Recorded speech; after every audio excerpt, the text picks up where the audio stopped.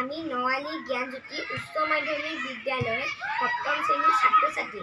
বিকশিত ভাৰত বিল্ডাতন আত্মনিৰ্ভৰ ভাৰতত আমাৰ গ্ৰাম্য সমাজত দেখি থকা সমস্যা যেনে পেটৰ বিষ, ক্ৰনিক ডিচেণ্টাৰী, পেচাব জ্বলা-পোৰা কৰা, ডায়েবেটিছ আৰু ফেটি লিভাৰ আদি বিভিন্ন ৰোগত আক্ৰান্ত হোৱা দেখা যায়।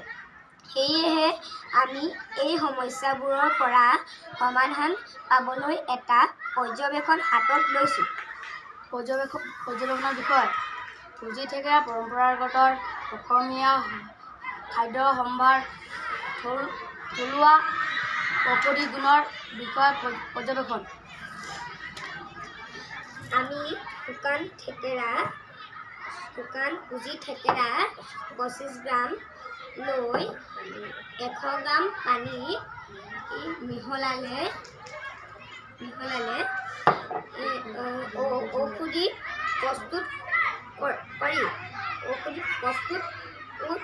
প্ৰস্তুত কৰি দিনে 2-3 দিনকৈ খালে ক্ৰনিক ডিচেণ্টাৰী, পেচাব জ্বলা-পোৰা কৰা, ডায়েবেটিছ, ফেটি লিভাৰ আৰু বিভিন্ন ধৰণৰ পেটৰ বিষ ভাল হয়।